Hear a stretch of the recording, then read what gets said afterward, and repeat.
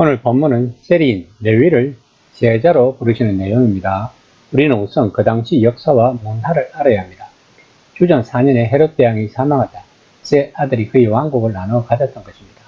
아켈라오는 남쪽 유대 지방을, 안티파스는 북쪽 갈릴리 지방과 요단의 일부를 차지했습니다. 빌립은 오늘날 골란고온이라고 부르는 지역을 차지했는데 그곳은 시리아 지방까지 뻗어 있었다고 합니다. 안티파스의 영토와 빌립의 영토의 경계는 헤르몬 산에서부터 남쪽으로 내려와 갈릴리 바다로 흘러 들어가는 요단강이었다고 합니다. 안티파스의 영토에서 빌립의 영토를 향해 동쪽으로 갈 때 마지막 그치는 곳, 혹은 서쪽으로 갈릴리를 향해 갈 때 처음으로 그치는 곳이 가버나움이었다고 합니다. 오늘날에도 국경을 건널 때는 공항이나 고속도로를 사용할 때 통행료를 내는 것처럼 그때도 한 나라에서 다른 나라로 넘어갈 때 통행료를 내야 했던 것입니다. 그런데 헤롯 대왕이 다스릴 때는 한 나라이기 때문에 통행료를 내지 않았지만 헤롯 대왕이 죽고 아들들이 통치할 때 없던 통행료를 내야 하니 당연히 불만이 많았을 것입니다. 2장 13에서 14절입니다. 예수께서 다시 바닷가에 나가시매 큰 무리가 나왔거늘 예수께서 그들을 가르치시니라. 또 지나가시다가 알페의 아들 레위가 생 안에 앉아 있는 것을 보시고 저에게 이르시되 나를 따르라 하시니 일어나 따르리라.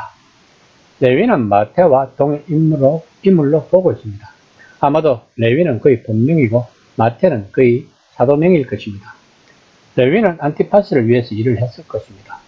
우리는 레위가 왜 그 일을 택했는지는 모릅니다. 또 그가 헤롯 왕과 안티파스를 지지했는지도 모릅니다.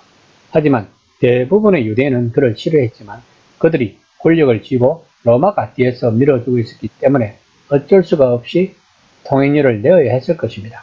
그러면 통행료를 내는 유대인들의 분노와 원망과 저항을 레위는 자신의 마음과 영혼으로 받아낼 수밖에 없었을 것입니다. 아마도 예수님을 만나는 날에도 레위의 마음과 영혼은 탈탈 털렸을 것입니다. 그러면 레위도 예수님을 알았을까요? 예수님의 무리들은 제자들과 예수님을 따르는 사람들이었기 때문에 상당히 많았을 것입니다. 그리고 가버나움은 예수님의 새로운 정착지였기 때문에 레위는 예수님에 대한 소문을 알고 있었을 것입니다. 그런데 그분이 자기 앞에 나타나셨던 것입니다. 그분은 자신에게 욕도 하지도 않고 소리를 지르지도 않으시고 불평도 하지 않으시면서 오히려 자신을 보고 나를 따르라 라고 하셨던 것입니다. 만약에 레위가 자신의 직업에 만족을 했다면 예수님을 따랐을까요? 그러면 마가는 레위를 부르신 사건을 통해 무엇을 이야기하고 싶었던 것일까요? 예수님이 레위를 부르신 더 깊은 의미를 알아야 할 것입니다. 레위는 스스로를 유대인의 왕이라고 생각하는 사람을 위해 일했습니다. 그런데 이제부터 그가 또 다른 왕족을 위해 일하게 된 것입니다. 이 이야기를 통해 마가는 베드로가 12 제자를 대표해서 예수님을 유대인의 왕 메시아라고 선언하는 진영까지 우리를 끌고 간다는 것입니다. 그러나 이때만 해도 사람들은 예수님을 왕이 되실 분으로 보지 않았던 것입니다. 무리들은 예수님을 큰 잔치를 여는 의사라는 기인으로 보았을 것입니다. 왜냐하면 예수님이 사람들의 병을 고치며 다니셨기 때문입니다. 그러면 왜 잔치일까요? 왜냐하면 예수님은 과거의 몇몇 예언자들처럼 하나님은 본인을 모든 사람의 초대받는 큰 잔치로 보셨기 때문입니다. 그 잔치를 지금 레위의 집에서 하고 있는 것입니다.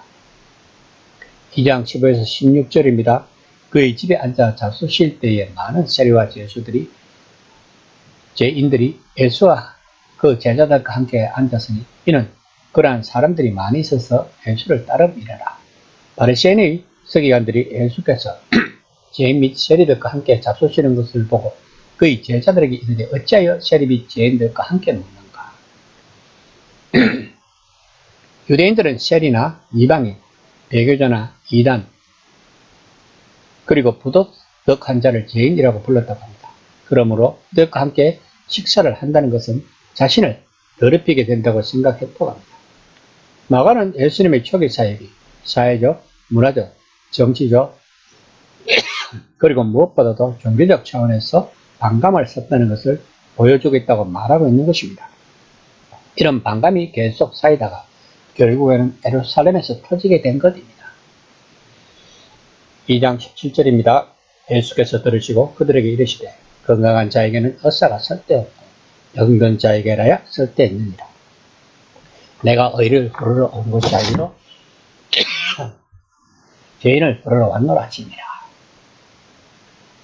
마갈은 예수님의 부르심이 무엇인지를 말하고 있습니다. 예수님은 친절한 의사의 부름에 순종하고 있다는 것입니다. 건강한 사람들하고만 어울리는 의사는 아무런 의미가 없다는 것입니다. 의사는 반드시 아픈 사람과 어울려야 한다는 것입니다. 이처럼 예수님의 사역은 사람을 건강하게 만드는 것이었습니다. 단순히 몸이 아픈 사람들만이 아니라 이스라엘과 이 세상 전체를 건강하게 만드셔야 했던 것입니다. 그러나 예수님이 하고자 하시는 일은 아픈 사람들을 무시하는 것이 편한 사람들의 심기를 불편하게 했을 것입니다. 오늘날 우리 기독교인들이 예수님처럼 죄인들과 함께 잔치를 한다면, 즉 아픈 사람들에게 필요한 의사가 된다면 세상은 교회와 그리스도인들에게 희망의 빛을 볼 것입니다. 이 시간 나는 친절한 의사의 역할을 잘 감당하고 있는지를 한번 점검해보는 시간이 되었으면 합니다.